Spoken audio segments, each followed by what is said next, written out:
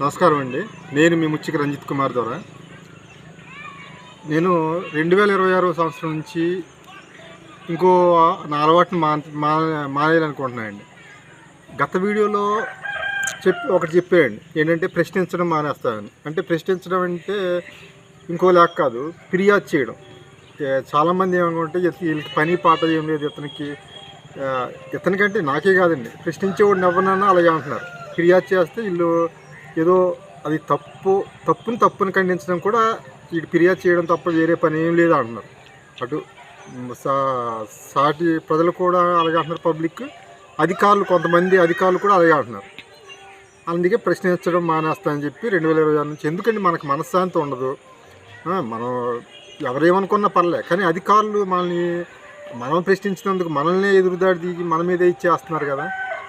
అవసరమైతే వాళ్ళకి సపోర్టింగ్ మనల్ని ఇచ్చేస్తున్నారు. అందుకనే ప్రశ్నించడం మానేస్తానని చెప్పానండి.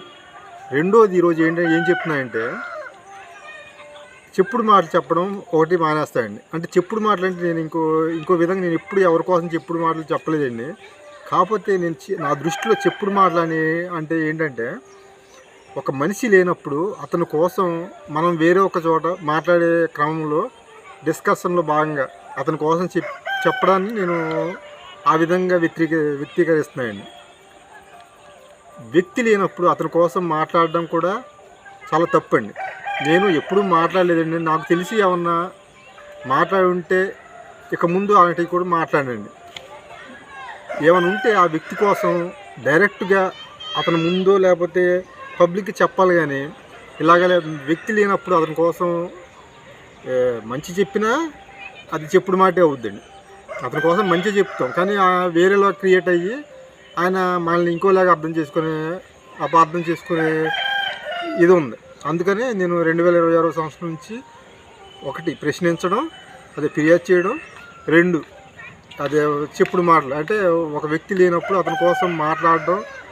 ఇప్పుడు 10 మంది కూర్చున్నప్పుడు వాళ్ళు మాట్లాడుకోవచ్చు, నేను వాళ్ళని అనట్లే, కానీ అది కూడా చెప్పడం నాది తప్పే. ఇలా మాట్లాడకూడదు అని చెప్పడం తప్పే. మిగతా వాళ్ళు మాట్లాడవచ్చు, మాట్లాడకపోవచ్చు. నేను మాత్రం ఆ వ్యక్తి అక్కడ లేనప్పుడు అతని కోసం మాట్లాడదలుచుకోలేదని చెప్పి మాట్లాడను అని చెప్పి ఈ వీడియో చేస్తున్నాను. నమస్కారం.